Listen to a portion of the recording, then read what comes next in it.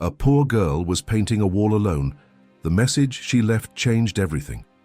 The sun had barely risen over the quiet outskirts of Brookvale when the first rays of gold brushed against the broken windows of an abandoned building on Elm Street. Time had long forgotten the place. Its walls crumbled, graffiti peeled, and weeds crept through every crack in the concrete. Yet that morning, something unusual stirred beneath the silence. A little girl no older than 8 stood before the western wall of the building. Her clothes were too big, stained with streaks of old paint, and her shoes barely held together with tape and hope. Her hair was tied in 2 uneven pigtails, and her small hands clutched a dripping brush that trembled with more than just the cold morning air. Her name was Lily. Alone, she dipped the brush into a dented can of blue paint, wiped a tear from her cheek with her sleeve, and began to write. No one had noticed her at first. Passers-by were too busy hurrying to work, eyes fixed on their phones, lives wrapped in routine. But there she was, painting each letter slowly, with a deliberate care that seemed far too heavy for someone so young. The building had once been a shelter, Brookvale Children's Home, but it closed years ago after a scandal no one talked about anymore. The walls still whispered secrets of forgotten laughter and silent cries. Now Lily's message was breathing life back into the stone. From across the street in a sleek black car parked outside a corner cafe, Daniel Hart sipped his espresso, distracted. A self-made millionaire in real estate, Daniel was in Brookvale scouting old properties for redevelopment. His assistant had recommended Elm Street, but as he scanned the area, his gaze caught something he couldn't explain. A child, alone, painting. He blinked. The sight pulled at something buried deep inside him, a thread of memory, faint but insistent. Without thinking, he set his coffee down, opened the car door, and crossed the street. Lily didn't hear his steps. She was too focused, tracing the final letters of her message. Her lips moved silently, almost like a prayer. Her fingers smeared a mix of tears and paint on the wall. Daniel stopped a few feet behind her, unsure of what to say. His shadow fell over her, and she paused, sensing him. She turned, startled but not afraid. Her eyes were large and grey, with a kind of sadness no child should know. For a moment, they stared at each other, two strangers, separated by decades and worlds, yet somehow connected. "What are you doing here, sweetheart?" he asked softly. She looked back at the wall, her voice barely a whisper. "Finishing what my mommy started." Daniel's brow furrowed. He looked at the wall, at the words slowly forming. And then, as the wind blew gently past them, he read the beginning of her message. "To the man who forgot us." Daniel's breath caught as he read the words again. "To the man who forgot us." The paint dripped beneath the line like falling tears. He stepped closer, compelled by a force he didn't understand. The letters were jagged, uneven, but there was something painfully deliberate in every stroke, as if each word was carved from the girl's heart. Lily didn't move. She kept her gaze on the wall, dipping the brush back into the can. Her hands trembled, and Daniel noticed her fingernails were dirty, her coat fraying at the edges. She wasn't just a girl painting a wall, she was surviving. "Where's your mother?" he asked, trying to keep his voice steady. She didn't answer right away. Instead, she painted the next line. "We waited at the place you promised. She never stopped believing you'd come." Then softly she said, "She's gone. A year ago this week." Daniel's throat tightened. The wind rustled leaves down the alley, carrying with it the chill of regret he didn't yet understand. "I'm sorry," he said gently. "What was her name?" Lily hesitated. Clara Monroe." The name slammed into Daniel's chest like a hammer. Clara. His voice caught in his throat, and he had to turn away for a moment, staring at the cracked sidewalk beneath his feet. Clara Monroe. He hadn't heard that name in nearly a decade, not since the summer he left Brookvale and everything he couldn't face behind. "I knew her," he said at last, barely audible. Lily looked up at him now, her eyes narrowing. "You did?" He nodded slowly. "A long time ago, we were friends." She studied him, mistrust flickering behind her expression. "Then maybe you're the man she meant, the one who left." Daniel's heart pounded. I don't think, but she interrupted him. She said he had kind eyes and made promises he didn't keep. The words cut deep. Daniel stepped back, the truth swirling like storm clouds behind his eyes. Clara, she had written to him once, years ago, a letter he never opened. He'd told himself it was better that way, easier. He'd been chasing success, building empires, love, heartbreak. It had all seemed like a distraction. Now here it was, staring at him through the eyes of a child. Lily turned back to the wall and painted the next line. She told me stories of a man who dreamed of the stars but forgot the people who believed in him. A silence settled between them. Daniel felt something inside him cracking open, something long buried, hidden behind ambition and denial. And then Lily whispered, "She said he was my father." The world seemed to tilt. The wind died down. The sound of distant traffic faded, and for a moment, Daniel heard only the pounding of his own heart. He stared at Lily as though seeing her for the first time, really seeing her. Her delicate features, the grey eyes, the way her jaw set when she was trying to be brave. His breath caught as memories surged like a flood. Clara's laugh on summer evenings, the curve of her smile when she painted with her fingers, the night she'd whispered she was late, unsure, scared, but hopeful. He had been too young, too scared himself. And then he'd left Brookvale, chasing investments, running from everything that tethered him to a version of himself he didn't want to face. He had never asked what happened after. Daniel staggered back a step, as if physically struck by the weight of her words. "She told you that?" Lily nodded. "She said it was the only secret she couldn't take with her. She wanted me to know, to find you, but she never said your name. Just the man who dreamed of the stars." She turned back to the wall, brushing a shaky stroke beneath her last line. "I didn't know where to start, so I came here." He swallowed hard, the guilt pressing down like iron. "And this place? Why here?" She didn't answer right away. She placed the brush down and reached into her oversized coat, pulling out a folded piece of paper. She held it out to him. Daniel hesitated, then took it gently. The paper was worn thin, edges torn, but the handwriting inside was unmistakable. Clara's. The letter he'd never opened. His name was written across the top in a looping script, Daniel. He opened it with shaking hands. "If you ever come back to Brookvale, look at the place where we first painted our dreams. That's where you'll find her. I named her Lily, just like the flower you left on my window that night." His knees nearly buckled. The words blurred as tears welled up, hot and merciless. He looked at the wall again, at the lines Lily had painted, so raw, so full of longing. This wasn't just paint.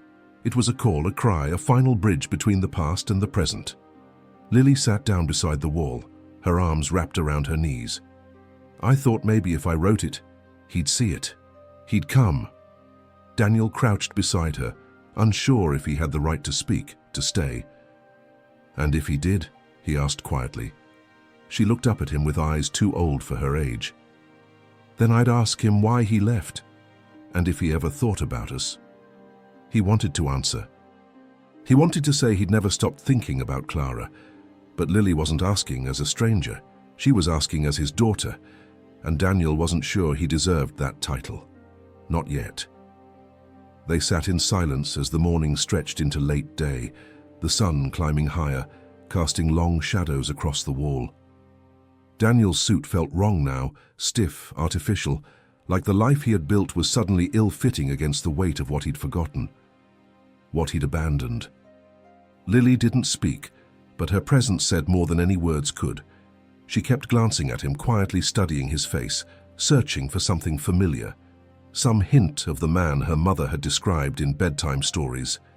He finally broke the silence. "How have you been getting by?" His voice was low, heavy. Lily shrugged. "Mrs. O'Hara lets me sleep in her storage room sometimes. I help her clean the shop." She hesitated. "But only when the landlord's not around. He says I'm a liability." Daniel's stomach twisted. He had spent years making deals on buildings just like the one that now sheltered his daughter. He'd become numb to eviction notices, buyouts, development permits. But this This wasn't numbers on a page. This was a little girl sleeping on the floor behind a convenience store. "What about school?" he asked. She looked away. "I used to go. After Mama died, I tried, but I couldn't keep up. They said I needed someone to sign papers. I didn't know how." Her small voice cracked, and she quickly wiped her face with the sleeve of her coat. Daniel's heart ached.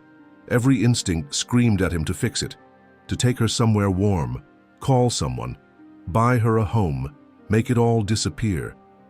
But he knew this wasn't a problem solved with money. This was a life shaped by absence, by him. "I didn't know," he said finally. "I didn't know she kept the baby. Clara never told me." "She said she tried," Lily whispered. "Said you never answered her letter." He stared at the paper in his hand again, the one he'd never opened. It had been tucked inside a box of memories he'd kept sealed like a tomb. And now it was too late to explain, to apologize to Clara. But maybe not too late for Lily. "I want to help," he said, his voice steadier now. "If you'll let me. I don't know how to make this right, but I want to try." She looked at him with cautious eyes. "Why now?" He didn't have a perfect answer. "Because I finally saw you." They sat there together, beneath the words she had painted. Strangers bound by blood, grief, and an unspoken longing. And for the first time in his life, Daniel Hart didn't think about his schedule, or his meetings, or the skyscrapers he'd built. He thought about a promise, one made long ago beneath a sky full of stars. And then Lily whispered, "She used to hum a song when she painted. Do you remember it?" Daniel's eyes widened. "Yes," he breathed. And then she started humming the tune. The melody was faint, almost broken by her breath, but unmistakable. It floated through the still air like a ghost of the past, soft, simple, and deeply familiar. Daniel's chest tightened as the notes stirred something in him he hadn't felt in years. He hadn't heard that song since he was 19, since Clara had leaned her head on his shoulder in the old park by the lake and hummed it as she sketched the stars. Lily closed her eyes as she hummed, lost in a memory she had never lived, only inherited. It was a song passed down like a secret, like a hope that never died. When she finished, the silence that followed felt almost sacred. "That was it," Daniel said softly. "She used to hum it when we couldn't afford a radio. Said it made the world feel less heavy." Lily nodded, her face unreadable. "She hummed it every night, even when she was sick." His voice faltered. "I should have been there." "You weren't," Lily replied, not unkindly, just stating a truth. Daniel looked at her, wondering how such a small girl could carry so much grace in her grief. The weight of all the years he had missed, birthdays, scraped knees, bedtime stories, pressed down like an avalanche. He would never get those back. But maybe, just maybe, there was a way forward. "I don't want to leave you here," he said, careful with each word. "I don't want you to be alone anymore." Lily blinked slowly. "You said you want to help. Does that mean you want to be my dad?" He swallowed. "I want to earn that." She studied him for a long time. The wind tugged at her hair, lifting strands like whispers.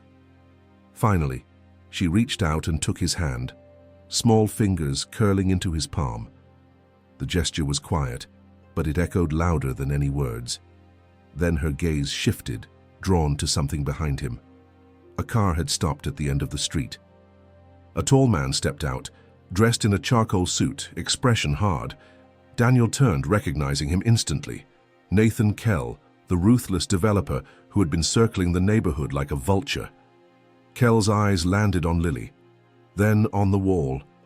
Daniel stood slowly, shielding Lily behind him. "What is he doing here?" Lily whispered. "I don't know," Daniel muttered. Kell stepped forward, glancing at the painted message on the wall. He smirked, then turned his cold eyes to Daniel. "Well, well. Looks like someone found more than just a rundown building today." Daniel's fists clenched. Lily gripped his hand tighter, and then Kell said, "I think it's time we talk about ownership of this property and the girl." Daniel stepped forward instinctively, positioning himself between Lily and Kell. The man's words had been calculated, slicing through the air with venom masked in civility. Daniel's pulse surged. "What are you talking about?" he asked, voice low but firm. Kell's smile was thin, rehearsed. "This building and the lot it sits on are under negotiation. You know that, Hart. You're not the only one interested. But what I didn't expect," he added, glancing meaningfully at Lily, "was an unexpected liability." Lily shrank slightly behind Daniel, her grip tightening. He felt the small tremor in her hand. "She's not a liability," Daniel said, every syllable sharp with warning. Kell raised a brow. "She's an undocumented minor on private property. The city could call that trespassing, or worse, child neglect. You know how this works." Daniel didn't flinch. "She's not alone anymore." Kell's gaze turned calculating. "So you're claiming her now? That's bold, Daniel. Considering what I know about your past with her mother." Daniel's stomach twisted. "You knew Clara?" Kell laughed without humor. "We all knew Clara. Sweet girl. Unfortunate choices." Daniel's jaw clenched. "Don't. She was painting this wall years ago, too." "Did you know that?" Kell gestured casually. "She started something here. Always thought it was foolish, dreamy, like she believed art could change the world." Lily stepped forward. "It changed mine," she said quietly. Kell looked at her like she was a fly buzzing in his ear. "Touching," he said dryly, "but irrelevant. This building's coming down, whether or not she paints poetry on it." Daniel's mind raced. He hadn't signed anything yet, hadn't finalized his interest in the lot. But Kell was circling like a shark, and now Lily was at the center of it, a building, a message, a child. "You won't touch this place," Daniel said. Kell's smirk deepened. "And what's your claim exactly? Old lover? Absent father? You think that gives you leverage?" "No," Daniel replied, stepping closer, voice low with steel. "But being her legal guardian would." Kell's amusement faltered. "You're not. Not yet." Kell's eyes flickered, sensing the shift in tone. "You'd really go through all that for her?" Daniel turned to look at Lily. Her eyes were wide, uncertain but trusting, and in that moment, something settled in him. All the years of silence, the guilt, the missed chances, they didn't have to be the end of the story. "Yes," he said, "I would." Kell looked between them, calculating. "Well then, you'd better hurry, because as of this morning, I submitted an offer to the city council to demolish this building within 30 days. Lily gasped. Daniel's face hardened. "Unless," Kell added with a smirk, "you can give them a reason not to." And with that he turned and walked away, his shadow long and heavy behind him. The silence that followed was thick with unspoken fear. Lily clung to Daniel's side, her small body tense. He knelt beside her, resting both hands on her shoulders. "I won't let him take this from you," he said quietly. "I promise." Her voice was barely audible. "Can he really tear it down?" Daniel looked back at the painted wall, her mother's words, Lily's message, the memories etched in brushstrokes. "He can try," he said, "but he's going to have to go through me first." Lily didn't smile, but a flicker of hope passed through her eyes. Daniel stood and took out his phone. He called his assistant, speaking quickly and firmly. "I need property records on the Elm Street shelter, past ownership, liens, zoning status, everything. And check if Clara Monroe was ever listed in the community outreach programs connected to it. We need anything that links her legally to the property." He hung up, mind racing. Clara's name on that letter, the hint in Kell's taunt. If she had any documented connection to this building, no matter how small, it could be enough to challenge the demolition, especially with Lily here. He turned to her. "Do you know if your mom ever talked about working here?" Lily nodded slowly. "She used to say it was where she learned how to be brave." Daniel smiled faintly. "Sounds like her. She said she came here after she ran away from home, when she was just a teenager." That clicked something into place. Daniel remembered a time, years ago, when Clara had mentioned staying at a youth shelter for a while. If this was that shelter, then maybe... He paced for a moment. Okay, here's what we're going to do. We protect this place long enough to find a legal anchor. Something to stop Kel from moving forward. And while I do that, I'm getting a lawyer to start paperwork for guardianship. Lily looked up at him, uncertain. Will that mean I have to leave? Daniel stopped, crouched again, and looked into her eyes. It means you'll have a home, a real one. But if you want to stay here a little longer to keep painting, we'll find a way. She didn't answer, just hugged him suddenly, tight and desperate. He held her back, emotion rising in his chest. Across the street, a pair of city workers walked past, glancing at the building with curiosity. One of them paused to read the wall. His face shifted. Then he pulled out his phone and snapped a photo. Daniel watched him, an idea forming. If they want a reason not to demolish this place, he said slowly, then maybe we give them one the whole city can see. Lily looked up. Like what? Daniel turned toward the wall. We finish the message. We tell the whole story. And we let them hear Clara's voice, through you. Lily looked at the wall again, her fingers twitching with a kind of nervous energy. You really think it would work? Just painting the truth? Daniel gave a small, resolute nod. People don't care about bricks and contracts, not really. But stories move them. If we can make them feel what this place meant, to your mother, to you, they'll listen. She stared at the faded paint, the beginning of her message barely dry. Then I want to tell them everything, she said quietly. How she cried when she passed it. How she used to bring leftover bread to the girls still sleeping in the alley. How she said it saved her more than once. Daniel watched her carefully, the way her voice strengthened as she spoke. He saw Clara's fire in her, that same mix of fragility and fierce love. They spent the rest of the afternoon planning, Lily sketching out more words on the wall in chalk first, then painting with slow, determined strokes. Daniel called in a favor from a local artist he once sponsored, Tasha, a muralist with a strong social media following and a love for community stories. She arrived an hour later, wide-eyed and quiet as she read the wall. You weren't kidding, she whispered to Daniel. This isn't just paint, it's a memorial. We want to finish it, he said. Big. Emotional, a tribute. Tasha knelt beside Lily. Can I help? Lily nodded, shy but clearly honored. The two of them began to design the mural, half story, half art. Lily's words would remain at the center, surrounded by Clara's favorite symbols. A lily flower, stars, open hands. Daniel stood back, taking photos, emailing them to his assistant, gathering every potential witness who might remember Clara's time here. If he could build a paper trail, something, anything that linked her name to the building, it could delay Kel's plan. And with enough community support, maybe stop it entirely. By sunset, people began to gather. Neighbors, shopkeepers, teenagers with phones. Word was spreading. Someone had posted a photo of the wall with Lily's message online, and within hours, it had over 1,000 shares. The caption read, "A little girl, painting alone. This is what she wrote." A woman approached Lily with tears in her eyes. "I knew your mother," she said. "She gave me a blanket when I had nothing. She was light." Lily looked stunned. "You remember her?" "Of course. Everyone on this street does." Daniel felt it building, momentum, movement, the way change begins with one voice and multiplies. As night fell, string lights were strung between two lampposts. Tasha painted through the dusk, Lily guiding her hand.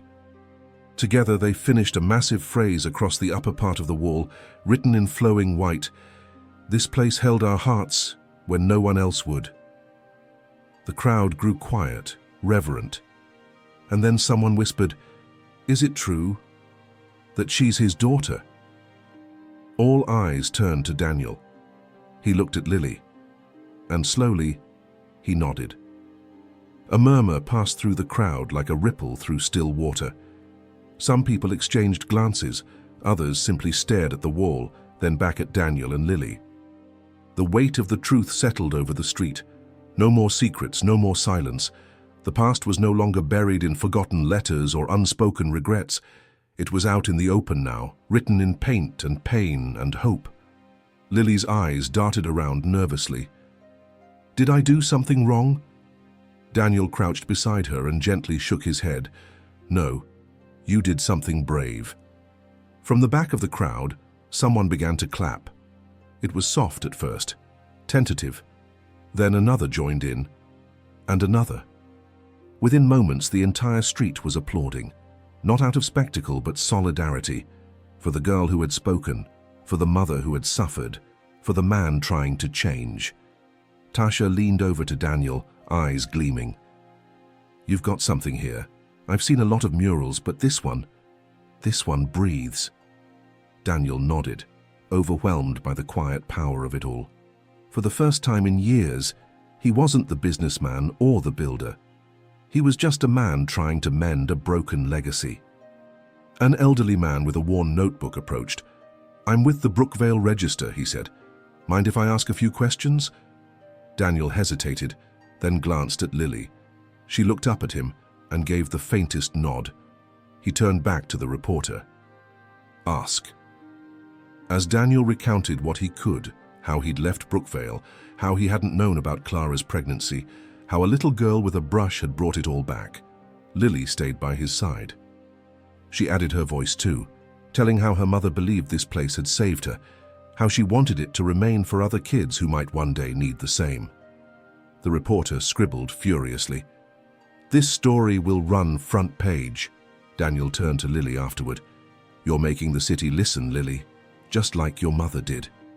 But before she could respond, the crowd parted.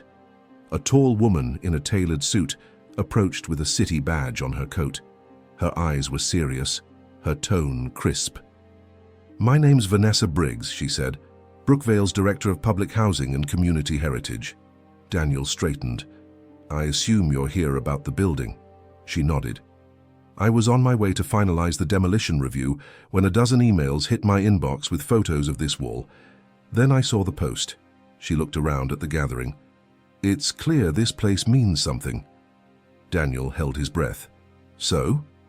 Vanessa looked at the mural. Her gaze paused on Lily, then on the line, "To the man who forgot us." Her expression softened slightly. "I can issue a 30-day hold," she said. "If there's a viable case for historical or community preservation, we'll open a formal hearing." Lily's eyes widened. "You mean we have a chance?" Vanessa gave a small nod. "Yes, but you'll need to prove this place's value. Emotion's not enough." And Daniel said, "Then we'll give you everything." The next morning, the energy on Elm Street was electric. Volunteers began arriving. Locals, artists, former shelter residents, even people from nearby towns. Tasha organized painting teams, while Daniel coordinated legal support. He'd spent the night on calls with attorneys, architects, and city officials, determined to piece together the paper trail that Clara had once started. Lily stood in front of the wall, brush in hand, carefully tracing a series of stars around the words. Every stroke felt like she was rewriting the silence that had haunted her and her mother, and now she wasn't doing it alone. Daniel approached, holding a stack of old folders. "We found something," he said, his voice tight with excitement. "A grant Clara applied for when she was 17. She wasn't just a resident here. She ran an art therapy class for at-risk kids during her final year. It was never finished, but it's in the city records." Lily's eyes lit up. "She taught here." "She did," he said, handing her the copy of the application. Clara's name was there, signed in black ink. It felt like a piece of her was reaching through time to help them finish what she started. By midday, the local news station arrived. Cameras rolled as reporters interviewed Lily and Daniel in front of the nearly completed mural. The story spread fast. Orphaned Girl Sparks City Movement with Emotional Message. Social media was ablaze with images of the wall, quotes from Clara's old letters, and testimonies from people she'd helped. Then something unexpected happened. A woman in her early 30s approached Lily, holding a photograph. Her eyes were red from crying. "I used to stay here," she said softly. "Clara gave me this." She held out the photo, a snapshot of the mural Clara had once started, long since painted over. But the image was clear. The same wall, the same spot, and the same words beginning to take shape. "We are not forgotten," Lily gasped. That's her writing." Daniel took the photo and looked closely. In the corner, a young Clara smiled, arms around two girls. It was unmistakable. With this photo, the city would have visual proof that Clara's work was integral to the shelter's story. That night, as the streetlights flickered on and the mural glowed under soft uplighting, a second message was unveiled beneath Lily's. "This is for everyone who waited. You are seen. You are loved. We remember you." The crowd was silent, breath held in reverence. And then Lily whispered to Daniel, "She said he dreamed of the stars, but now he's here." Daniel knelt beside her, eyes full. "I'm not going anywhere." But just as hope solidified, a police cruiser pulled up. Two officers stepped out and approached with purpose. "Are you Daniel Hart?" one asked. "Yes," he replied, tense. "We have a report from Child Services," the officer said grimly. "We need to talk to you about your claim of guardianship." Lily's face paled, and Daniel stood frozen as everything they'd built teetered on the edge. Daniel rose slowly to his feet, shielding Lily with his body as the officers approached. His pulse thudded in his ears. "She's with me," he said evenly. "I've already started the guardianship process." The older of the two officers, a woman with a clipped tone and tired eyes, nodded. "We're aware, but until it's finalized, she's still considered at risk. There was an anonymous report filed earlier today." Lily's hand slipped into Daniel's. Her fingers were cold. He looked at the officer. "Filed by who?" She hesitated. "That information is protected." But Daniel didn't need to ask. He knew. Kell. The timing was too perfect. The more their story spread, the more public support grew, the more desperate Kell would become to undermine it. "We're not taking her," the second officer, younger, added gently, "but we do need to file an emergency review and ensure she's safe." Daniel pulled out a folder from his satchel. "Here," he said quickly, "proof of my relationship to her mother, Clara Monroe. I've also got statements from neighbors, records from the shelter, and a legal affidavit from my lawyer that we're processing guardianship." The older officer took the documents, flipping through them. "This helps," she murmured, "but we still need to speak with her privately." Lily tensed. "Do I have to?" The officer softened slightly. "Just a few questions, sweetheart. It's to make sure you're not being forced into anything." Daniel knelt beside her. "You don't have to be afraid. Just tell them the truth. I'll be right here when you're done." She nodded slowly. A volunteer offered a quiet room inside the corner bakery, and Lily followed the officers inside. Daniel stood outside, pacing, clenching his jaw. Every instinct told him to burst through the door, to demand this be over. But he knew he had to let the process happen, had to trust that the truth would hold. After what felt like hours, but was likely only 15 minutes, Lily emerged. Her eyes were red, but she walked straight into Daniel's arms. "She was very brave," the younger officer said, nodding with a hint of admiration. The senior officer handed back the folder. "We'll file this as part of the review. You'll be contacted by a case manager within 48 hours. Until then, she stays with you. But if any harm comes to her, you'll be liable." Daniel nodded firmly. "Understood." As they walked away, Lily looked up at him. "Did I do okay?" He knelt and hugged her. "You did better than okay." But just as relief began to settle, his phone buzzed, a message from his assistant. "Urgent." Kell submitted a new demolition motion. Attached is a copy of a 1997 purchase agreement. It has Clara's name and his. Daniel's blood ran cold. He opened the file and stared at it. And there it was, a co-ownership signature. Clara Monroe, Nathan Kell. The building had once belonged to both of them. Daniel stared at the document in disbelief. The digital scan flickered on his phone screen, but the names were unmistakable. Clara Monroe and Nathan Kell, co-signers on a 1997 purchase agreement for the Elm Street property. It didn't make sense. Clara had never mentioned owning anything, let alone with Kell. He forwarded the file to his lawyer with a note. Find out if this is real and how the hell he got her name on it. Lily tugged gently at his sleeve. What's wrong? He knelt, swallowing the storm that was rising inside him. I think your mum had a past with someone we didn't know about. She tilted her head. Nathan? He nodded. It looks like they might have bought this place together, a long time ago. Lily looked at the mural. But why would she do that? She hated what it became. Daniel's voice dropped. People change, and sometimes they regret who they trusted. He stood, turning toward the growing crowd around the mural. More people had come to see it, locals, reporters, even a class of middle school students sketching their own versions in notebooks.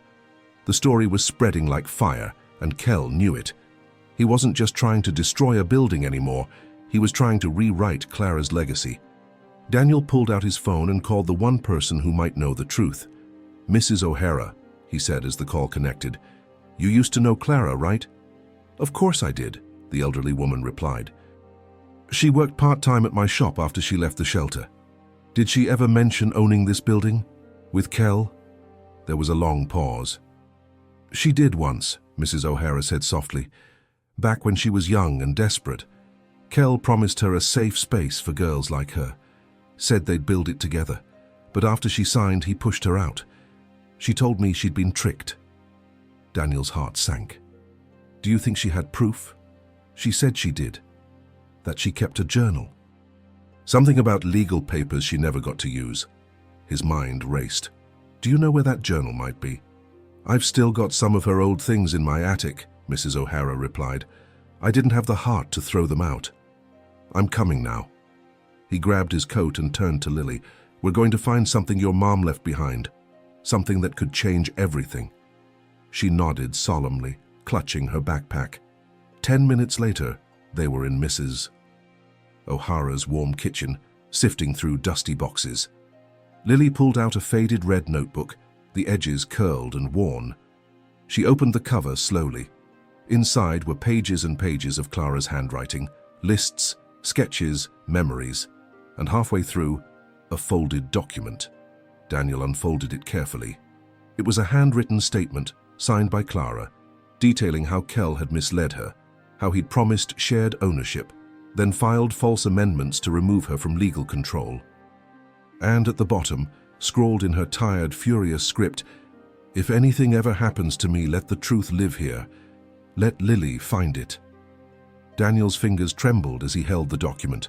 The weight of Clara's words, written with such urgency, fell over him like a shroud. Her anger was there in every loop and press of the pen, but so was her love.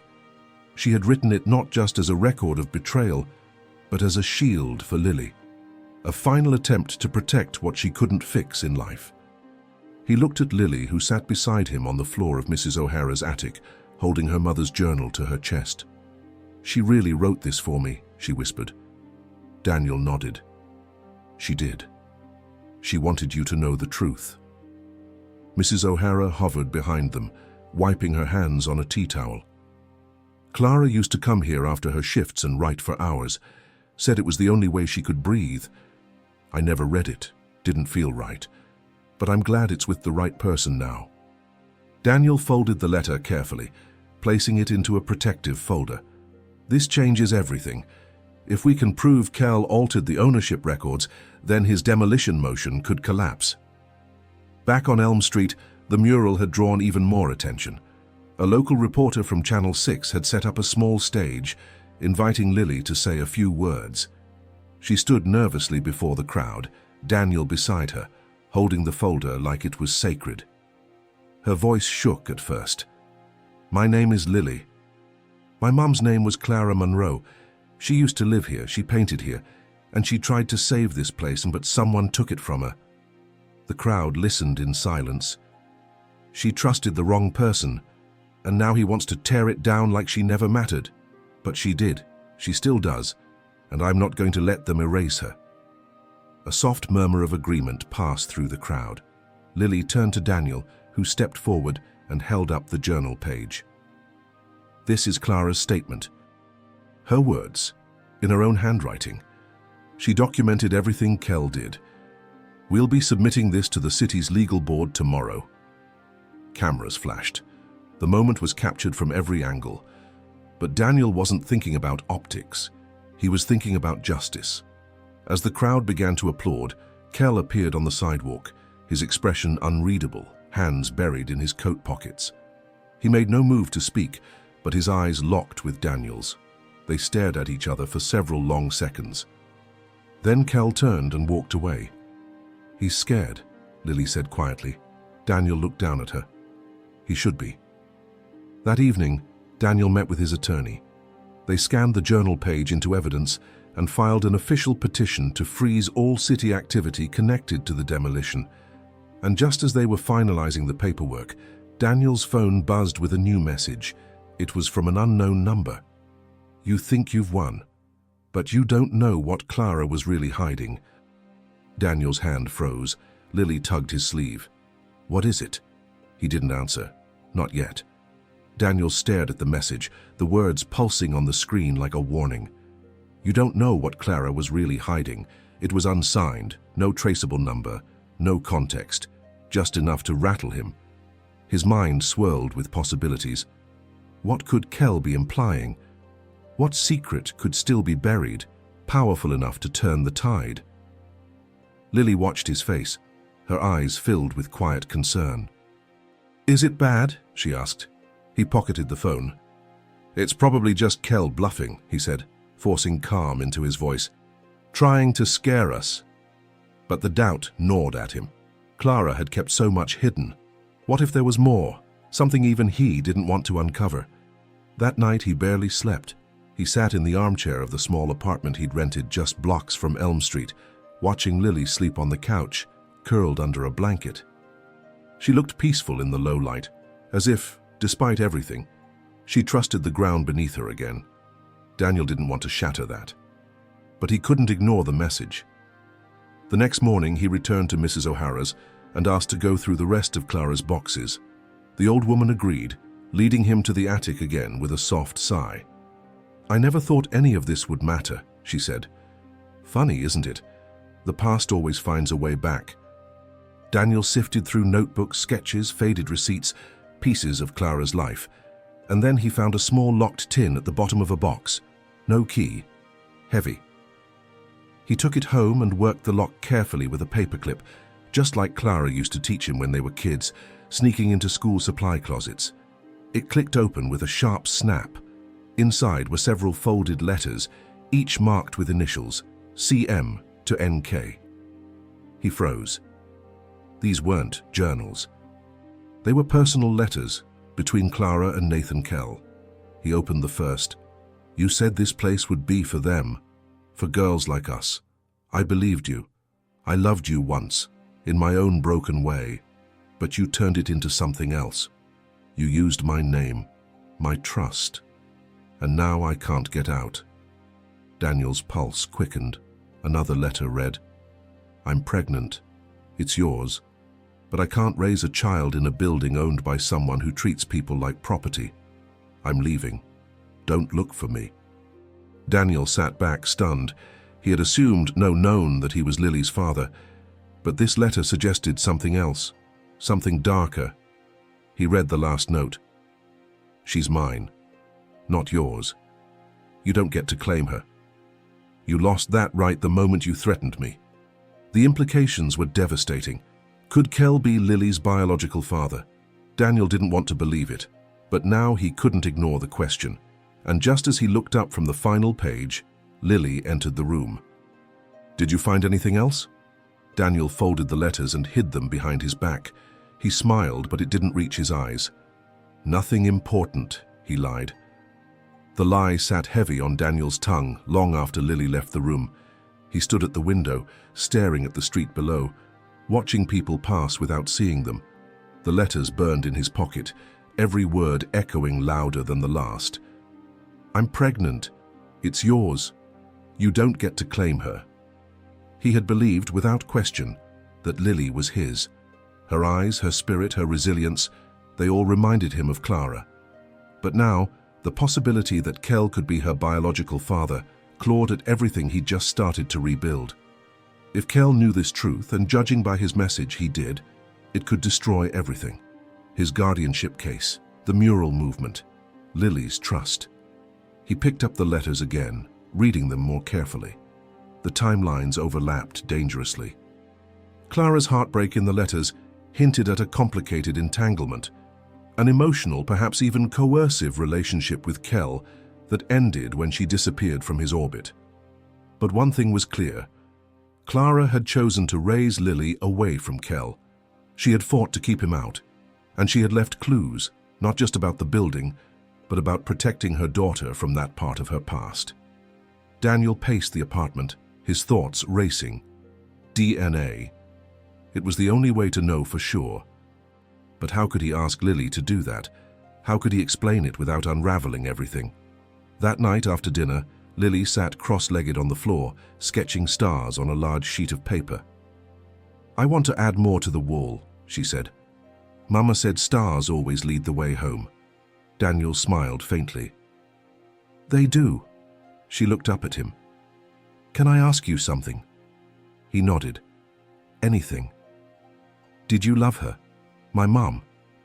The question hit like a blade. He knelt beside her. "Yes," he said softly.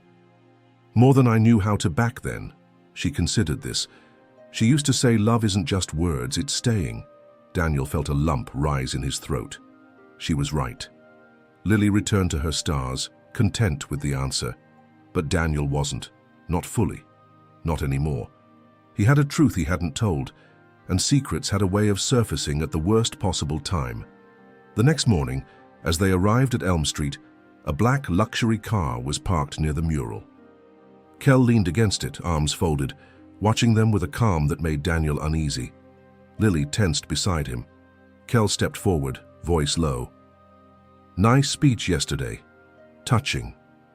Daniel didn't answer. "I assume you found the letters," Kell said, smirking. "You always were slow on the uptake." Daniel's jaw clenched. "She made her choice, and it wasn't you." "But biology doesn't care about choice," Kell replied.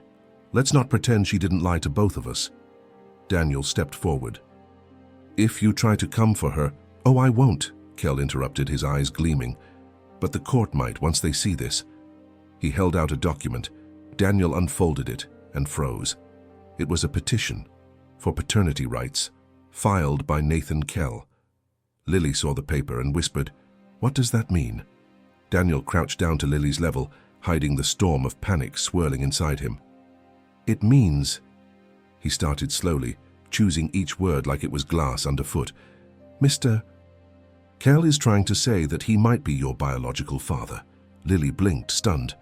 "But he's lying, right?" Daniel opened his mouth, but the truth caught like a thorn in his throat. He couldn't lie again, not after everything they had rebuilt. "I don't know," he said softly. "That's what I'm trying to find out." Kell stepped closer, his voice smug. "The court will decide soon enough. Until then, I've requested a temporary injunction on your guardianship proceedings. They'll want a DNA test before granting custody to anyone." Lily stepped behind Daniel, her small fingers digging into his coat. "I don't want him. I want you." Daniel felt his chest splinter. "I want you too," he said gently, turning to face her. "And I'm not going anywhere, no matter what happens." Kell smiled faintly, like a man who already believed he'd won. "That's the difference between us, Hart. You cling to emotion. I understand the system." "You understand how to manipulate it," Daniel snapped. "Same thing." Kell turned and walked away, leaving a silence behind that felt like a collapsing ceiling. Daniel led Lily away from the crowd, into the quiet shade behind the mural. He knelt again and looked her in the eyes. "We may have to take a test," he said. "A simple one, just to answer the question. But no matter what it says, you're my family now, okay?" Lily looked at him, trying to be brave. "Even if I'm not yours?" "You are mine," he said firmly. "Whether we share blood or not, you are mine." She nodded, biting her lip, tears pooling in her eyes, but not falling. Daniel pulled her into a hug, holding her like an anchor in a storm. Later that afternoon, they sat in a lawyer's office as the swab test was conducted. The technician was kind and gentle, explaining everything, but the sterile quiet was unbearable. Daniel watched Lily through the glass as she followed instructions, so small in that huge chair.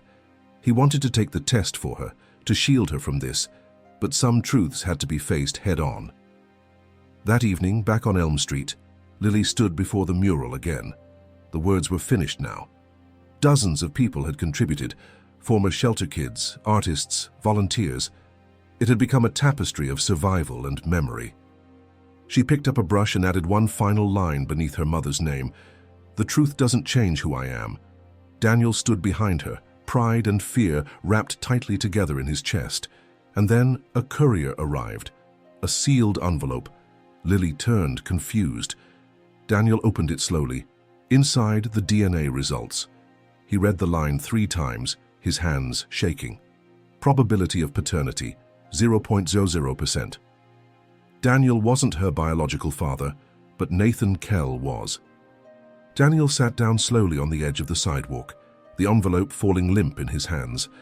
The result, cold and clinical, echoed louder than any scream. Nathan Kell is Lily's biological father. The sentence looped in his head like a curse. Around him, the city buzzed as if nothing had changed. But for Daniel, the world had tilted. Lily stood still beside him, eyes wide and unreadable. "So it's true," she whispered. He looked up at her, unsure how to breathe, how to hold her gaze. "Yes," he said softly. "The test says he is." Lily didn't cry. She didn't move.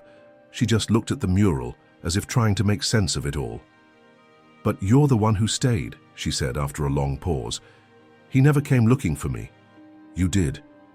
Daniel's voice cracked. "And I'll keep coming, Lily, no matter what." But he could already see the lines being drawn. This wasn't just about biology anymore. It was about leverage, about legal grounds. Kell had played his hand, and it had landed with brutal precision. That night, Daniel met with his lawyer. The prognosis wasn't good. "With these results," she said gently, "Kell has legal grounds to pursue full custody. The court will consider his parental rights before your guardianship request." "He never even knew her," Daniel argued. "That won't matter unless we can prove he's unfit. And I mean legally, emotionally, morally. That doesn't carry much weight in court." Daniel's thoughts spun. What if we could prove manipulation? That he coerced Clara? That she left him to protect Lily? The lawyer nodded slowly. "If there's documentation, witnesses, any sign of abuse or fraud tied to the ownership of the shelter or his past behavior, it could be used. But it has to be solid." Daniel returned to the apartment past midnight. Lily was asleep again, her head resting on the notebook that once belonged to her mother. Her tiny chest rose and fell steadily, but her fingers were curled tightly around the journal like it was armor. He sat beside her and flipped through the pages once more, searching for something, anything he might have missed. And then he found it. A scribbled entry, barely legible. He came to the shelter drunk, screamed about control, said if I ever told anyone about the papers, he'd take her from me, said he'd bury me in contracts. But I won't let him. Not again. Daniel's hand tightened on the page. Clara had known. She had seen Kell's nature long before Daniel had. The next morning, Daniel and Lily stood outside the courthouse. A formal hearing had been expedited after Kell's petition. Daniel wore a suit, but Lily wore her paint-streaked coat. She refused to change it. "This is who I am," she told him. They entered the courtroom. Kell sat on the opposite bench, smug, flanked by 2 attorneys. The judge entered, gavel tapping lightly. And Daniel rose, heart-pounding, ready to fight for the girl who had rewritten his life. The courtroom was quiet, unnaturally so, as Daniel stood before the judge. The polished oak walls, the rustle of papers, the low hum of anticipation, it all pressed against his chest like a weight. Across the aisle, Kell leaned back in his chair, his expression smug but calculated. He wasn't here to fight for Lily. He was here to win. Judge Ramirez, a woman with silver streaks in her dark hair and an unreadable face, looked at Daniel through her glasses. "Mr. Hart, You're contesting Mr. Kell's paternity claim. Daniel nodded. I acknowledge the test, but I'm contesting his right to custody. There was a murmur through the room. And on what grounds? The judge asked, tone neutral. Daniel took a breath. On the grounds that Clara Monroe, Lily's mother, left him for a reason. A reason tied to manipulation, threats, and coercion. I have written documentation from Clara herself, detailing her fear of Mr. Kell and his behavior before she went into hiding. He handed the notebook page to the bailiff, who brought it to the bench. Kell's attorney stood immediately. Your Honor, this is hearsay, a private journal entry from a deceased woman. Daniel's lawyer stood just as quickly. It's not hearsay if it illustrates motive, intent, or character, especially when challenging a custody claim based solely on biology. The judge raised a hand. I'll review it. She read in silence. The room held its breath. Then, quietly, she asked, Was this the only evidence? Daniel stepped forward. No, Your Honor. We have witnesses, people from the community, former shelter residents, even the property manager at the time who remember Mr. Kell's presence and behavior. And more than that. He turned to Lily, who sat quietly beside his lawyer, hands folded in her lap. We have a child who does not want to be with him, who has made her voice clear, in public, on record, and in front of hundreds of people. She knows who raised her, who showed up. Biology doesn't make a father. Love does. There was a long silence. Then Kell stood, impatient. Your Honor, he said, voice slick with control, this man never even knew she existed until weeks ago. I may have made mistakes, but I'm her father. I deserve the chance to know her. Judge Ramirez turned to Lily. Sweetheart, would you like to say anything? Lily stood slowly, walked to the front, and looked up at the judge. My mom used to say the past doesn't raise you. The present does, she said softly. Mr. Kell was part of her past. But Daniel's mine now. He's who I trust. He's the one who stayed when it was hard. The judge nodded slowly. Thank you. Lily walked back to her seat, Daniel's hand waiting for hers. The judge folded her hands. I will need a recess to review everything. I expect my ruling within 24 hours. The gavel tapped, court adjourned. But just as they were about to exit, Kell muttered under his breath as he passed Daniel. She's only picking you because she doesn't know what Clara really did. Daniel froze. What do you mean? Kell smirked. Ask her about the other letter, the one she burned. Daniel's heart pounded. The other letter. Daniel stood frozen in the corridor outside the courtroom, Kell's words echoing like a riddle meant to break him. Ask her about the other letter, the one she burned. What was he talking about? What letter, and why did it matter now? Lily tugged gently at his sleeve. What did he mean? He looked down at her, unsure how much to share. I don't know yet, but I'm going to find out. They returned to Mrs. O'Hara's one last time. The old woman welcomed them with a tight hug for Lily and a worried glance at Daniel. How did it go? We made our case, Daniel replied, but there's something I need to know. Clara, did she ever mention burning a letter, hiding something even from you? Mrs. O'Hara's brow furrowed. She was secretive near the end, afraid. She used to come here late, leave messages in her journals, and once, yes, I remember now, she asked for matches. Daniel's heart skipped. Did she say why? No. Only that she had a letter she couldn't let Lily see. Lily, listening from the doorway, stepped forward. Maybe she didn't want me to know something that would hurt. Daniel knelt beside her. Maybe, but we need to understand what that was, because Kell knows, and if we don't, he'll use it against us. Mrs. O'Hara hesitated, then led them into the back room.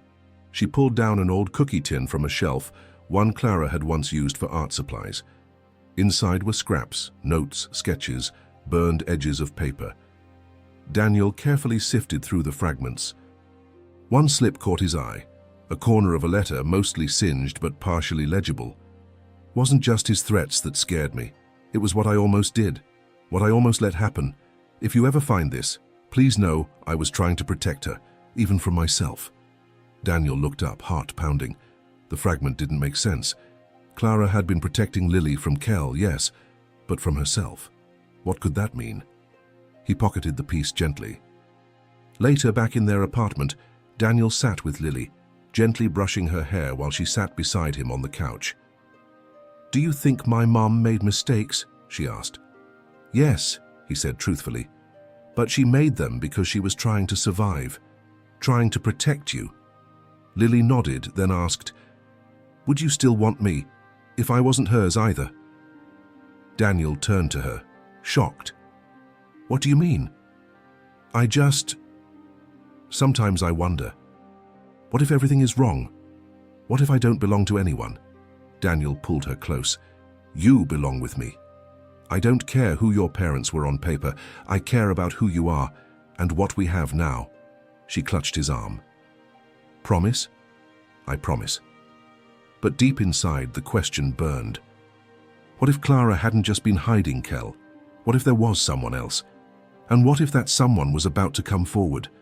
The next morning dawned grey and still, the air thick with the weight of anticipation. Daniel barely slept, haunted by fragments of Clara's burned letter and the lingering question, what if Lily wasn't his or Kell's? He stood at the kitchen counter, staring at the half-burned note for the 100th time. Trying to protect her, even from myself. It wasn't a confession, it was a warning. But what had Clara done, or almost done? The more he thought about it, the more he realized Clara had spent her final years in a constant state of fear, not just of Kell, but of something deeper, more personal. The knock on the door came just before noon. Daniel tensed, expecting the caseworker, maybe even Kell, but when he opened it, he froze. A woman stood there, mid-30s, with auburn hair and tired but alert eyes. She held a folder in her hand and looked as though she'd rehearsed this moment 1,000 times. "Mr. Hart?" she asked. "Yes?" "My name is Abigail Monroe," she said softly. "Clara was my sister." Daniel's world tipped. He stepped aside silently, and Abigail entered. Lily, seated on the couch drawing stars again, looked up. Abigail froze. "Oh my God," she whispered. "She looks just like her." Lily's eyes darted from Daniel to the stranger. "Who are you?" Abigail stepped forward slowly, kneeling. "I'm your aunt. Clara and I were estranged for a long time. I didn't even know she'd passed until last week. Someone forwarded me the article about the mural." Lily blinked, stunned. "I never knew I had an aunt." Abigail's smile trembled. "You do, and I came because I have something that belongs to you."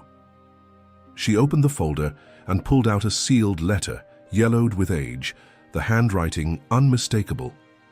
Daniel took it gently. The name on the front read, "To Lily. If I'm gone." Abigail continued, "Clara gave this to my mother, our mom, years ago. Asked her to deliver it only if something happened. She passed recently, and I found it among her things. I knew I had to come." Lily reached for the letter, hands trembling. "Do you want me to read it with you?" Daniel asked gently. She nodded. He opened the letter slowly, unfolding the fragile paper. Clara's handwriting flowed across the page like a lullaby of truths long buried. "My sweet Lily, if you are reading this, I am no longer there to explain everything. And I'm sorry for that. I'm sorry for what I've kept from you, for the confusion, for the pain that truth sometimes brings. But I need you to know, there was a third man, someone I never named, someone I trusted once, before Kell, before the hurt. I never told anyone about him. I never had the chance. And I don't know for sure who your biological father is, but I do know this: no man ever stayed, except one. And if he is by your side now, he's the one who matters. He's your real father in every way that counts." Lily was quiet for a long moment, then folded the letter to her chest. "Then I choose him," she said. Daniel couldn't speak, but across the city, Kell sat in a courthouse lobby holding a single-page document. DNA discrepancy discovered. Fatherhood paternity test inconclusive. He crumpled it slowly and muttered, "She played us all. The final hearing took place on a rain-soaked Friday, thunder rolling low across the Brookvale skyline, like the echo of secrets finally unraveling. Inside the courthouse, the mood was different now, no longer a clash of ownership and paternity, but something far deeper, a question of love, belonging, and legacy. Daniel stood at the front of the courtroom, Lily by his side, her small hand in his. She wore a faded denim jacket covered in paint splotches, a symbol of everything she had built with her mother and everything they had rebuilt together. In her other hand, she clutched Clara's letter. The judge looked older than before, her brow more furrowed, eyes scanning the stack of new documents before her. Abigail's affidavit, the inconclusive DNA review, and Clara's handwritten letter. Each page carried a weight that couldn't be ignored. Not anymore. "This has been an unusual case," Judge Ramirez began, voice calm but solemn. "We've seen evidence of abuse, neglect, community impact, and deep emotional ties. What we have not seen is certainty, not in blood, not in law, only in heart." She turned her eyes to Daniel. "Mr. Hart, do you still wish to pursue guardianship knowing the paternity remains unresolved?" Daniel stepped forward without hesitation. "Yes, I do, with everything I have." "And Miss Lily," the judge said gently, "do you consent to this fully?" Lily stood a little straighter. "I choose him," she said. "He didn't give me life, but he gave me love, and I don't want anyone else." The judge nodded once, her expression softening. "Then it is my ruling," she said, lifting the final page of her file, "that full guardianship of Lily Monroe is awarded to Daniel Hart, effective immediately." A collective breath filled the courtroom. Lily turned to Daniel, her face glowing through tears. "We did it," she whispered. He pulled her into a hug, the kind that felt like sunrise after years of darkness. Around them, the world kept moving, paperwork filed, gavel tapped. But in that moment, nothing mattered except the arms holding her and the voice whispering, "You'll never be alone again." Outside the courthouse, the storm had passed. The streets glistened, reflecting the golden sky breaking through the clouds. News crews had gathered again, ready to capture the final chapter of a story that had gripped the city. Daniel stood at the mural with Lily, facing the crowd. "She found her voice here," he said, gesturing to the painted wall behind them. "And because she spoke, the city listened." Lily stepped forward, holding up Clara's letter. "My mum said I didn't need to know who made me, just who chose me, and he did." The applause was soft, but it grew, until even the people walking past were stopping, clapping, wiping tears from their eyes. But as they turned to leave, a black car pulled up at the end of the street. Nathan Kell stepped out. His face was unreadable, and in his hand was a small envelope. The crowd's applause faded into a hush as Nathan Kell walked forward, each step deliberate, eyes fixed on Daniel and Lily. Rainwater still puddled in the cracks of the street, but he didn't seem to notice. His suit was sharp, but his face looked weathered, creased with something deeper than defeat. There was no smirk now, no arrogance, only something close to remorse. He stopped a few feet away, holding the envelope between two fingers. "This," he said quietly, "was given to me by Clara, a long time ago. She told me never to open it unless she died. I never did. Until last night." Daniel stiffened, protective. "Why now?" Kell looked at Lily, and for the first time his gaze wasn't calculating, it was soft. "Because the girl in that mural is braver than either of us ever were." He held out the envelope to Lily. "It's yours now." She hesitated. Daniel looked down at her. "It's your choice." Lily reached out and took the envelope with both hands, holding it like something sacred. She turned it over.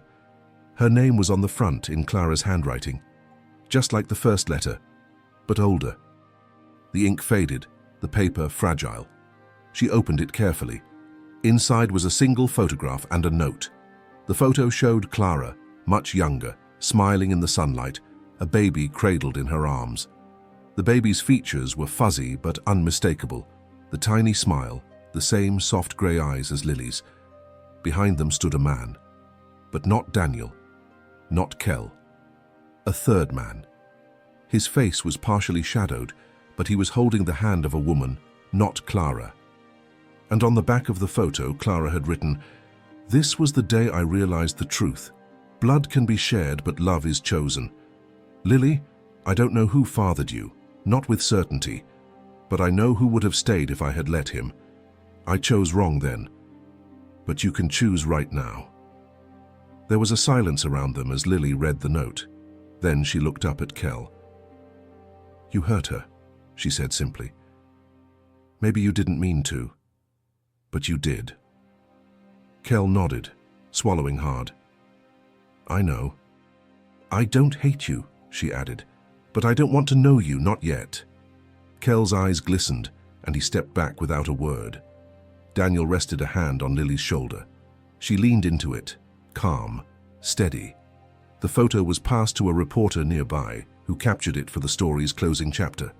And as Kell disappeared into the car and drove away, for good this time, Daniel and Lily stood before the mural, a father and daughter not by birth, but by bond. Lily reached up with a final brushstroke and painted a small gold star in the corner. Beneath it she wrote, "Family isn't who you're from. It's who shows up." The crowd began to applaud again, no longer out of sympathy, but awe. And as the sun finally broke through the clouds, Daniel looked at her and whispered, "Ready to go home?" Lily nodded. "Yes, let's go home." The days that followed moved like something out of a dream, soft, golden, and full of firsts. For the first time, Lily had her own room, painted the color of the morning sky, filled with canvases and books she didn't have to hide. She had a bed with real sheets, a dresser with her name carved gently into the wood, and a window that looked out onto a skyline she now called hers. Daniel found himself relearning everything through her, how to slow down, how to listen, how to sit with silence and let it speak. He'd spent years chasing towers of glass and profit. Now he spent mornings packing school lunches and evenings helping Lily mix paint, watching her turn emotion into color. The mural on Elm Street became a landmark, not just in Brookvale but across the state. People came from other cities to see it. Schools organized field trips. Survivors of shelters past and present left notes beneath the wall, telling their own stories of fear, escape, hope. And in the center of it all was Lily's message. Daniel stood beside her one Saturday morning as a group of teenagers added their own designs to the outer edges of the mural. A teacher approached, smiling. "Are you the ones who started this?" she asked. Lily nodded. It was a goodbye, but it turned into something else. The teacher knelt to meet her eyes. "You gave a lot of people a voice, Lily, including me." As she walked away, Daniel looked down at his daughter. "You realize," he said, "this place wouldn't exist without you." "I think it would," Lily replied, "but maybe no one would have seen it." That night, back at their apartment, Daniel received an email from the city's council. The Elm Street building had officially been designated a protected historical site. The demolition order was not only cancelled, it was reversed. New funding would be allocated to preserve the mural and create a small community center inside the old shelter. Lily read the message twice, her fingers trembling with joy. "She did it," she whispered. "Mama did it." Daniel smiled. "You both did." Later, while cleaning out another one of Clara's boxes, they found a tiny, crumpled envelope with only one word written on the front: "Forgive." Inside was a key. No note, no explanation. Just the key. Daniel looked at Lily. "Do you know what this might be for?" She shook her head. She never said anything. They searched drawers, folders, storage bins. Nothing. But then Daniel remembered the building, the old shelter. The mural wall had once backed into a storage unit, sealed off for years. Could it be? The next morning they returned to Elm Street. Behind the mural, in the corner where ivy climbed up the stone, they found a rusted metal door. Daniel slipped the key into the lock. It turned with a click. Inside was a dusty, untouched room, filled with canvases, paintings, dozens of them, every single one signed by Clara Monroe. The room smelled of dust and time, but also of something softer, linseed oil, old wood, and forgotten dreams. Daniel stepped inside first, flipping the light switch on the wall. To his surprise, a single bulb overhead flickered to life. The room was small, barely wider than a walk-in closet, but it was lined floor to ceiling with Clara's hidden legacy. Lily stepped in behind him, her breath catching audibly. "She painted all of these." Daniel nodded, his eyes sweeping across the canvases. There were landscapes of quiet hills, oceans lit by moonlight, shadowed portraits of women with haunted eyes and bright daughters holding stars. Some were unfinished, colors bleeding into sketches, stories paused mid-sentence. Others were sharp and defined, signed in red, C. Monroe. At the far end of the room, covered in cloth, stood one larger painting. Daniel pulled the fabric away carefully. Lily gasped. It was a mural within a mural. Clara's vision for the wall outside, painted long before Lily had picked up her brush. And at the center of it was a child, small, defiant, arms raised to the sky. Beneath the figure were the words, "If I can't be remembered, let her be." Lily stepped forward and touched the canvas. "She knew," she said quietly. "She knew I'd finish what she started." Daniel knelt beside her, voice rough. "She never gave up on you. Not for a second." They spent the rest of the morning cataloging the paintings. A few volunteers helped carry them into the main room of the old shelter. Word spread fast. Within hours, the community center idea transformed. It would no longer just be a space for art. It would be Clara's gallery, a living archive of her spirit and her fight. That evening, during the soft unveiling attended by neighbors, artists, and city officials, Lily stood on the small stage in the center of the room. She wore a new dress, navy blue with silver stars stitched along the hem. "I didn't know my mum kept all this," she began, "but I think she was saving it for the day someone would finally see her, not just as someone who ran, but someone who built." She paused, looking at the crowd. "She didn't finish her story, but I did, and now it belongs to everyone." The applause was thunderous. Later that night, as Daniel tucked Lily into bed, she looked at him with heavy eyes. "Do you think she'd be proud of me?" He brushed a curl from her forehead. "I think she'd be in awe of you." Lily smiled but didn't speak. She just held onto his hand until her eyes drifted shut, and as Daniel sat beside her in the quiet, watching the stars through the window, he realized something. Clara hadn't just left behind a daughter, she had left behind a movement, and it had started with a single sentence painted on a broken wall. "To the man who forgot us." But it had ended here with a man who remembered everything. Months passed and the seasons in Brookvale shifted from the golden warmth of autumn to the sharp clarity of winter.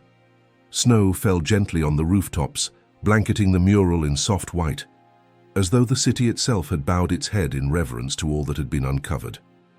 The shelter was now officially Clara's gallery and community center, and every week, new stories were added to its walls. Drawings, poems, confessions, dreams. It had become not just a place to remember Clara, but a place to heal. Daniel and Lily settled into a quiet rhythm. He adapted quickly to fatherhood, not the ceremonial kind, but the real work of it. Early morning wake-ups, school drop-offs, art supply emergencies, and bedtime stories read twice, because she liked the way his voice changed for each character. The apartment was filled with warmth and noise, things he'd once believed were distractions. Now they were everything. One cold Sunday morning, Lily sat at the kitchen table, hunched over a letter she was writing. Daniel poured hot cocoa for them both and sat across from her. "Who's the letter for?" he asked. She looked up, a faint smile on her lips. "It's for Mama." He nodded. "Want to read it to me?" She unfolded it carefully and began, "Dear Mama, we found your room, the one with all the paintings. It's beautiful. Everyone in the city comes to see your work now. You're not forgotten. Daniel says you were brave. I think you were even braver than that. You made me strong. I'm not scared anymore. Not of where I come from. Not of who I am. I hope you're watching, because I finally feel safe. I finally feel home. Love, Lily." Daniel reached across the table and took her hand. She would have loved that. Lily squeezed his fingers. "Can we hang it in the gallery?" "We'll frame it," he promised. Later that week, they held a small ceremony at the gallery. Lily's letter was mounted in glass, placed right beneath the original mural section with her message. A new plaque was added beside it. "In honor of Clara Monroe and all those who used art to speak when the world tried to silence them." As people gathered to read, Daniel stood with his arm around Lily's shoulder. A woman stepped forward, someone neither of them had seen before. She was young, with tired eyes, and a small child on her hip. "She was my friend," the woman said quietly. "Clara. She gave me a sketchbook once and told me to draw until the pain made sense." Lily looked up at her. "Do you still draw?" The woman nodded. "Because of her." Lily smiled. "Then maybe you should add your page to the wall." The woman teared up and hugged her. That night, Daniel stood in the doorway of Lily's room watching her sleep. Her face was peaceful, unburdened. The stars she'd taped to the ceiling glowed faintly. He whispered, "I didn't find you by accident. I think I was always meant to." And outside, the mural stood beneath the falling snow, silent, steadfast, and alive. It no longer read, "To the man who forgot us." Now, in bold gold letters beneath Lily's final brushstroke, it read, "He remembered." And he stayed, and we are not alone.